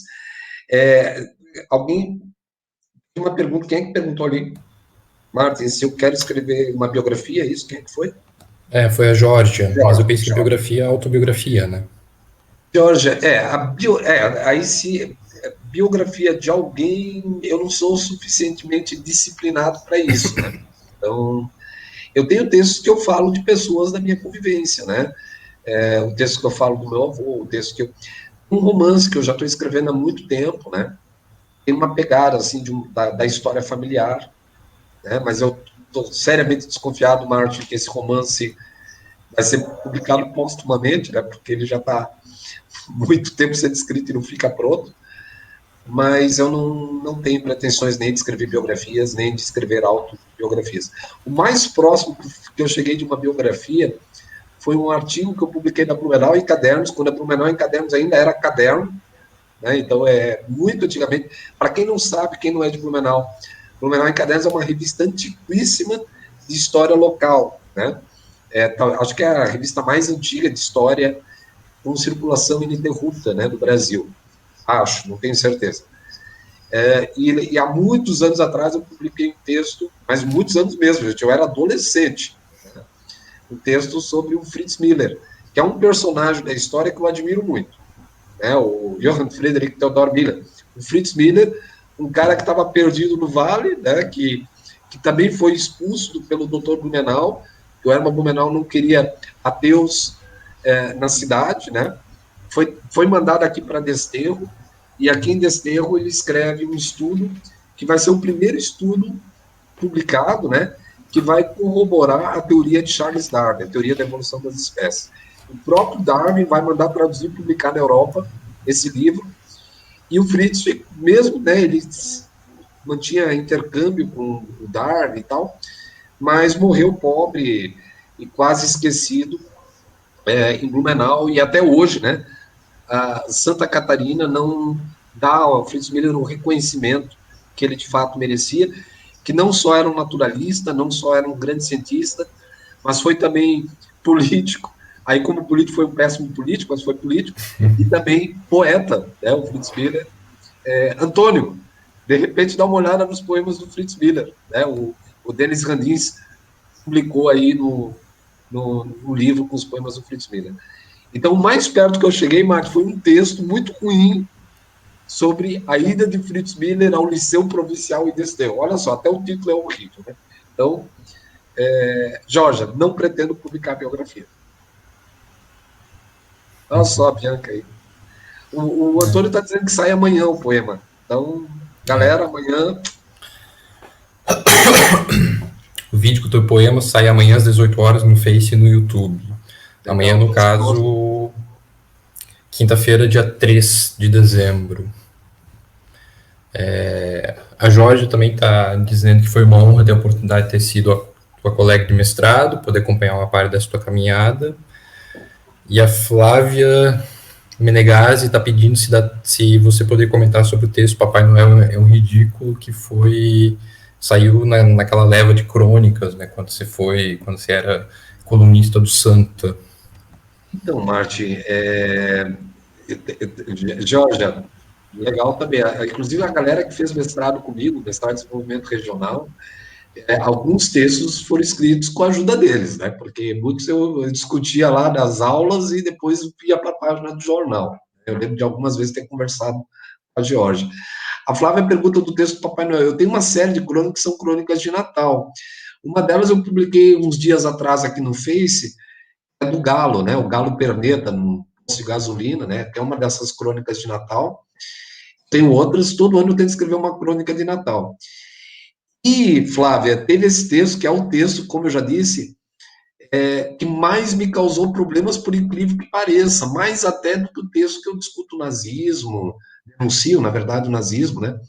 Ou outros textos que eu falava da cidade, que nem um texto que teve bastante repercussão esse ano, por incrível que pareça, me surpreendeu, onde eu falo da prática dos imigrantes alemães, italianos aqui na região, que contratavam os bugreiros e pagavam, né, por pares de orelhas de índios assassinados, né? Então, é um texto, se eu não me engano, intitulado Blumenau conta a tua história. Eu tive repercussões bastante pesadas desses textos, mas o que mais me incomodou, Flávia, Marta, foi esse texto Papai Noel é um ridículo, que eu devo estar publicando aí nas próximas semanas, porque está chegando o Natal e eu começo a republicar essas crônicas de Natal. Que foi uma brincadeira que eu fiz. O Papai Noel, né? Porque primeiro que ele foi invenção da Coca-Cola. Cara, não foi, né? Ele surgiu para vender um refrigerante de gengibre, antes mesmo, é, surgiu para. Enfim, eu não vou contar a história aqui, quem quiser pode ler a crônica, mas a gente passa o tempo todo falando para os nossos filhos, né? Ó, oh, filho, não fale com estranhos, né? A gente vai construindo esse medo do outro o tempo todo, né? O medo do outro. A gente sabe, hoje mesmo saiu o dado, 86% dos estupros e da violência sexual contra crianças são praticadas dentro da casa, né, por pessoas conhecidas. Mas o medo sempre é do outro, do estranho, né, e tal. Não fale com o estranho. Aí chega no Natal, o pai, a mãe, leva o filho, a filha, para sentar na cola de um estranho, no colo de um estranho, suando pra caramba, atrás de uma barba postiça que não engana ninguém, vestido de vermelho, onde a criança tem que revelar seus sonhos mais secretos, né, né, aquilo que ela tem de mais íntimo, como se faz um xixi na cama, né, e etc e tal. E depois de revelar toda a sua intimidade, ela recebe balas de um misterioso saco vermelho, né? Então eu começo a brincar com essa figura do Papai Noel e para falar algumas coisas, né? E brinco com as renas, tal, papapá. Olha, foi um texto problemático. A sessão de cartas do jornal lotou, de fato, lotou. Eu abria, que a minha crônica ela era semanal, saía toda quinta-feira. Então, na semana seguinte, eu publiquei um outro texto, mas durante 2 semanas era todo dia carta no jornal e todas elas me mandando lá para a Lapônia, né, para não dizer outro lugar. E ameaças e dizendo que eu era um doente mental e que não sei o quê, e papapá. Ao ponto do editor, na época, chegar para mim e dizer: Viegas, seria legal se de repente tu escrevesse uma outra crônica, né, aliviando aí a tua barra, tal, porque tá pesado. E aí eu publico o direito de resposta, né? Porque então foi concedido o direito de resposta, assinado pelo Papai Noel. Minha mãe coloca ali, Portugal é Pai Natal, né? Tem o pessoal de Portugal que está na live. Mas aí eu publico o direito de resposta, onde o Papai Noel diz exatamente as mesmas coisas que eu disse no Papai Noel é um ridículo, uma crônica complementa a outra, mas como era o Papai Noel falando, né? Então eu fui reabilitado ali. E teve, por incrível que pareça, Marte, Flávia, parece piada, mas não é. Teve gente achando que o texto era um direito de resposta mesmo, e que quem estava assinando ele era o representante dos Papais Noéis, né? Então, uma coisa muito absurda que aconteceu. Mas foi um texto até que o pessoal dizia assim, quando chegou a Páscoa, Viegas, não fale sobre o coelho da Páscoa. Né? E eu não falei, não falei. Mas é um pouco isso, tá, Flávio? Futuramente eu republico aí. Mas foi um texto que me deu muito prazer de escrever. Tinha textos, o Martin, que eu escrevia dando risada, porque o Blumenauense tinha o hábito. Eu não sei como é que está agora, porque o jornal em papel não existe mais na cidade. Mas o Jornal de Santa Catarina, ele era de fato quase que uma entidade nas casas dos Blumenauenses. O Blumenauense comprava o jornal e lia o jornal de manhã cedo na mesa do café. Eu sempre, como eu publiquei no jornal, eu via a repercussão que os textos tinham, né? Alguém falou aí na Câmara de Vereadores, nossa, os textos eles iam para a Câmara de Vereadores, enfim. Então tinha texto que eu escrevia sabendo que eu estava estragando o café da manhã de alguém. Né? Eu dizia, cara, fulano vai ler esse texto aqui, o café da manhã dele não vai ter o mesmo sabor. Né? Mas era muito bom poder estabelecer esse diálogo, né, com a cidade. Só que, claro, isso tinha também consequências. Isso tinha consequências. O Célio Dias gostava muito das tuas crônicas, né? Blumenau sempre teve uma Câmara de Vereadores muito qualificada, né? Contém ironia aqui, claro. Deixo aqui ler mais uma mensagem no chat que vem do Delvani Puccinini. Olá, professores, sou aluno eternamente aluno de vocês. Entrevistei o Viegas na rádio quando tinha apenas 17 anos. Hoje sou mestre de História em reconhecimento ao meu professor Viegas. Adoro Sob a Luz do Farol, estou achando falta do canal do Viegas, das aulas, das poesias, das opiniões, dos sentimentos compartilhados. Sobre a Blumenau em Cadernos, li todas as matérias sobre os indígenas publicadas de 99 em diante. Acho que temos muito a pesquisar nessa área. Abraços. Abraços, Delvani. Delvani, um forte abraço para o Delvani. Já há muito tempo que eu não tinha notícias, fico bem feliz aí que tu caminhou na história aí, Delvani. Pô, legal mesmo, parabéns.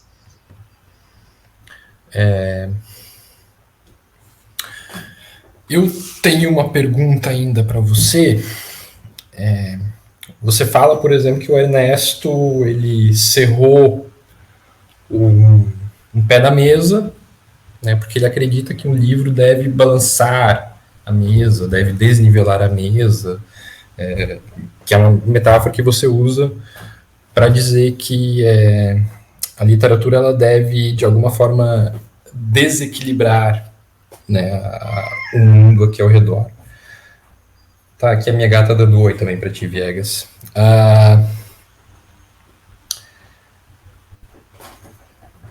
A pergunta que eu já tinha te adiantado ontem que eu iria fazer é como que você enxerga, e pensando justamente que o Ernesto tem muito de você e tem muito de você no Ernesto, como que você enxerga o papel da literatura nos dias de hoje, especificamente? Você usa muitas redes sociais para dar vazão aos teus textos, você tem uma produção que de alguma forma comenta muito os tempos em que você vive, as coisas que mexem com você, as coisas que incomodam a você. Eu queria que você falasse um pouco sobre sobre como que você enxerga a relação da literatura com o mundo, com os nossos dias, e aí pense nossos dias do jeito como você quer, né? Então, Marte, assim, ó, tem um texto do Eduardo Galeano, e aqui no começo eu falei da influência do Mário Quintana, mas depois também tem o Eduardo Galeano também, tem toda uma produção, assim, de textos curtos, né, mini contos, aforismos e tal, né, que eu também admiro bastante, e, e tem um desses textos dele que o pai tá levando a filha para passear e tal, e aí, se eu não me engano, eles vão olhar o mar, né, e aí a menina olha aquilo, fica maravilhada com a paisagem que ela vislumbra, né? E fica ali silenciosa, olhando aquela paisagem. De repente ela olha para o pai dela e ele diz: pai, me ajuda a enxergar, me ajuda a olhar, né? É um texto que ele intitula, eu não lembro o título exato, mas é algo tipo do sentido da arte, ou alguma coisa nesse sentido, né? Eu vejo, Marta, assim, ó, que a literatura ela nos ajuda a enxergar o mundo, né? Às vezes até mais, porque assim, ó, eu tenho uma formação acadêmica, né? Eu sou historiador, fiz uma especialização em estudos literários, fiz o meu mestrado em desenvolvimento regional, tenho uma produção acadêmica, tenho textos acadêmicos, mas o que me constituiu de verdade como ser humano, enfim, como escritor, não foi a academia, né? Foi a literatura e a arte, né? Eu sempre acreditei, Martin, e a arte, e aí a literatura é arte, né? Eu estou aqui entendendo a literatura enquanto expressão artística. E essa expressão artística, essa literatura, ela pode também flertar com a filosofia e com outros campos do saber, mas ela é essencialmente arte, né? No sentido de que ela te ajuda a interpretar, a enxergar o mundo, né? Eu, quando me deparo com um texto literário, que é um texto de qualidade, que é um texto que realmente que tem algo a dizer, eu quero sempre me colocar uma menina, né, é levada para uma paisagem que ela nunca viu, deslumbra, né, ela fica deslumbrada diante dessa paisagem e pede, né, a esse adulto ajude a enxergar. O texto literário, para mim, é esse adulto que nos ajuda a enxergar o mundo. Né? Eu realmente acredito nisso, Martin. Isso que eu acredito que a literatura ela precisa desequilibrar, ela precisa incomodar, né? A literatura como a arte, ela não está aí para ser bonita, né? Embora possa ser. Ela não está aí para ser agradável, embora possa ser. Mas essencialmente ela está aí para nos tirar do lugar onde nós estamos, para nos permitir enxergar o mundo para além daquilo que é convencional, né? Que a ciência também nos ajuda a enxergar o mundo, a religião também nos ajuda a enxergar o mundo, mas dentro de convenções. E a literatura, como a arte, ela pode nos ajudar a enxergar o mundo para além daquilo que está convencionado, né? Além até mesmo daquilo que é regra da linguagem, né? Porque a literatura também subverte a própria a língua, né? A própria e os limites, as fronteiras da própria língua. Então, esse para mim é o lugar da literatura no mundo contemporâneo, né? E tanto quanto no passado, nós precisamos muito de literatura, precisamos muito da arte, porque essencialmente é isso que vai nos conduzir enquanto seres humanos, né? A literatura, com produção do inútil, embora isso seja extremamente útil, né? Porque para além de tudo aquilo que a literatura pode nos ensinar, ela é a produção do inútil, que é o inútil que nos torna humanos, né? Se fôssemos para produzir apenas utilidades, nós não nos diferenciaríamos de qualquer outro animal, de qualquer outro ao mundo do qual nós pertencemos também, né? Nós não somos superiores, aí eu me valho do Krenak, nós não somos superiores a nenhuma outra espécie, né? Mas o que nos diferencia das outras espécies é essa capacidade de produzir a inutilidade, de enxergar o mundo como algo que também não é útil, né? E talvez por isso o Krenak intitula um dos textos dele com A Vida Não É Útil, né? Então, esse é o papel, é o lugar da literatura. Né? Agora, claro, Martin, como autor, eu escrevo porque quero ser lido. Quando a gente é novo, quando a gente começa na literatura, a gente gosta de causar impacto, falar coisas e dizer assim, eu não me preocupo com o leitor, né? E não sei o que. Isso é bobagem. Se você está publicando um texto, é porque você quer ser lido. Você quer que o leitor te ame, não ame no sentido assim do ser humano, né? Do Viegas, mas do texto. Né? Você quer que o leitor ou ame aquele texto ou odeie. Eu, quando escrevia crônicas, eu, é, eu sabia que o texto que eu estava escrevendo, ou ele tinha que ser amado, ou ele tinha que ser odiado. Né? Indiferente é que não poderia ser. Então, quando a gente escreve, é claro que a gente quer ser lido, a gente quer ser lido porque a gente acha que pode dizer algo para as pessoas. Né?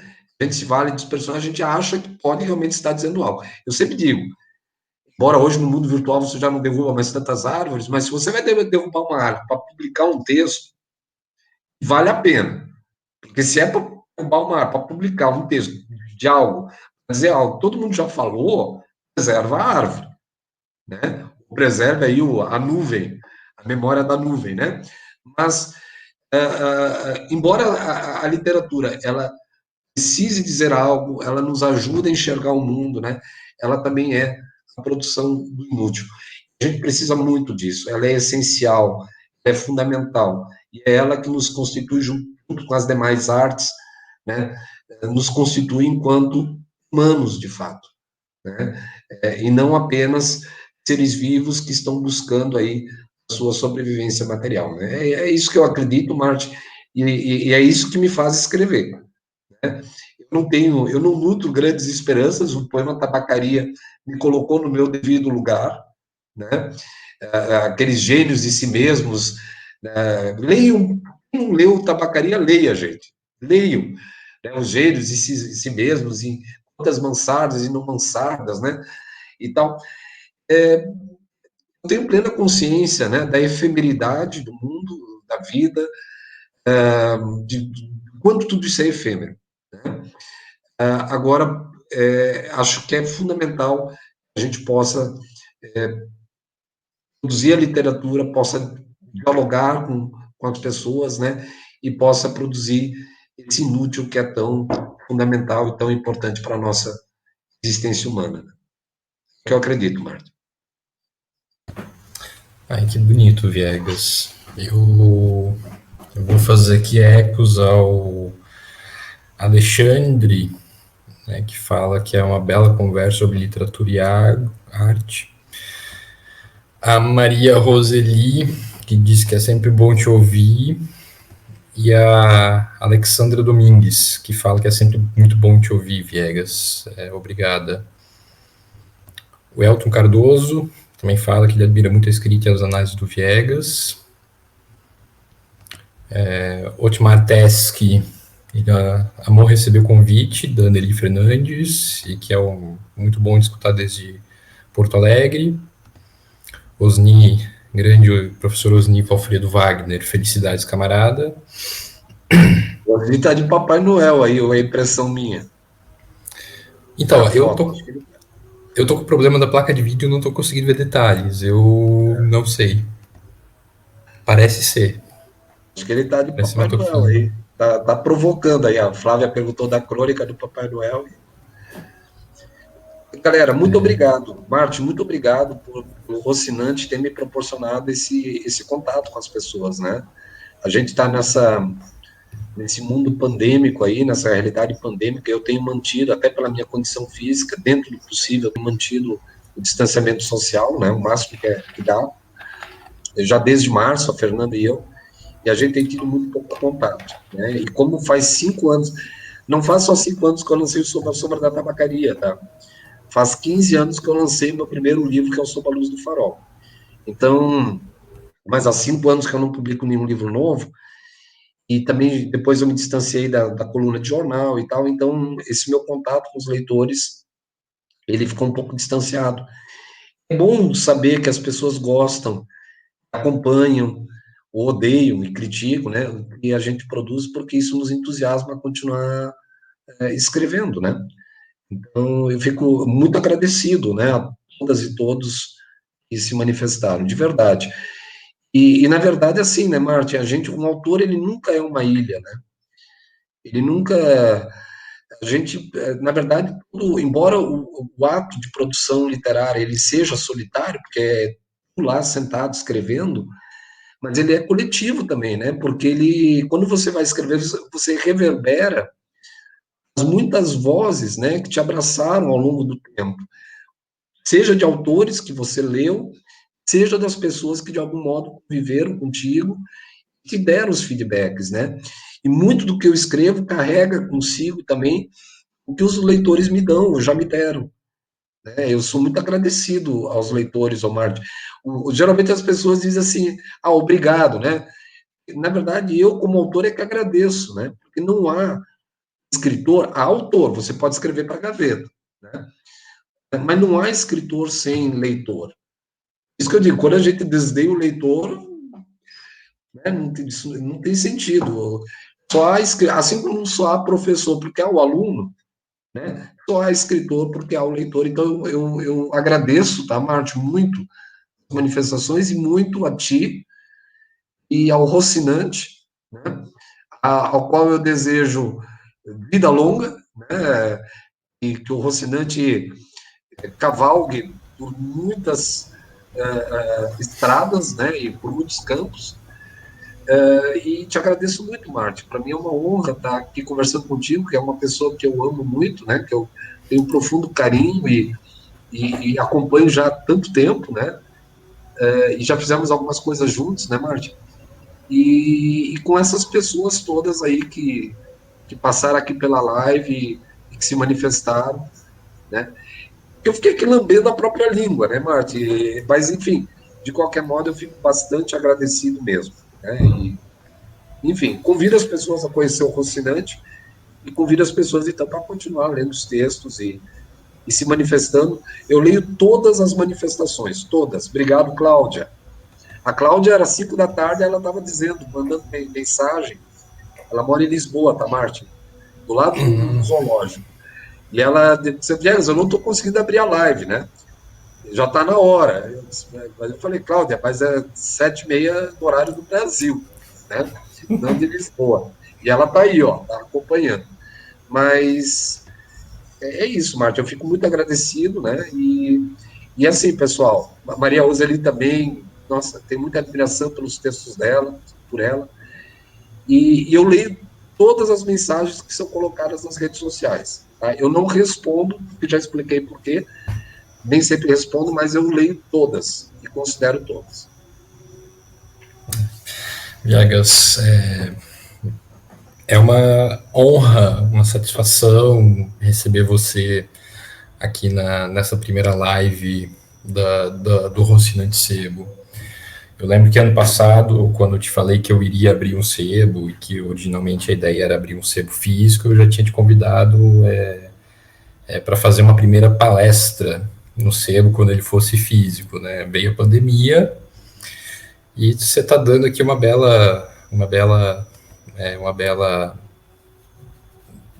fala aqui para gente.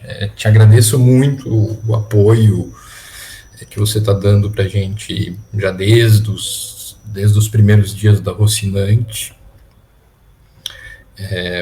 Enfim, eu amo você muito também, viu, meu querido?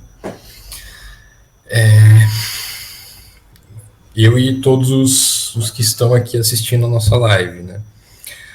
A Cris Bossoni, ela fala que ela tem muita sorte de ter um exemplar do livro, que ela adorou ouvir nas conversas, e aí eu quero usar de ensejo a mensagem da Cris e convidar as pessoas, quem, ao contrário da Cris, não tem o Assombração da Tabacaria, a gente está vendendo na página da Rocinante Sebo, facebook.com/rocinante.sebo, ou instagram.com/rocinante.sebo.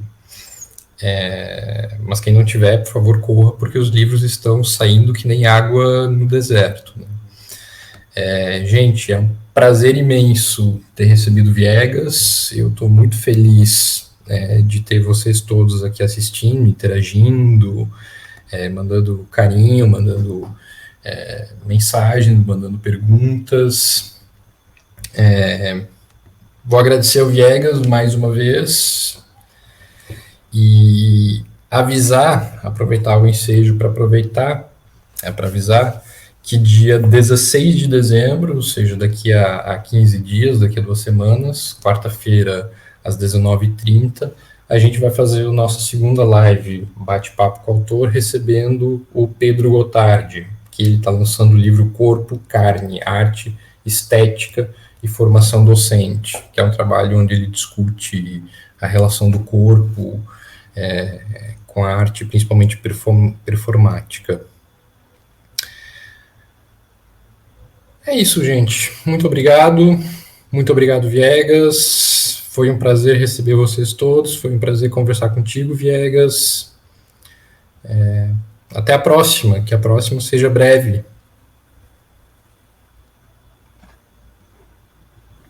Ok, Márcio, um abração aí em todos. Eu vi também a Vivian aí, enfim, todo mundo, tá? Eu não citei, mas todo mundo abraçado, abraçada. E valeu, Márcio. E a gente está sempre à disposição aí e torcendo muito, mais uma vez, pelo Rocinante. E que, enfim, ele possa se transformar realmente num grande espaço de criativo, de fomento. A Isabela também agora ali. A Isabela é uma grande amiga lá de Mituba. Enfim, um abração, tá, Márcio? Obrigado. Abraço, Obrigado a abraço, todos. gente. Tchau, tchau.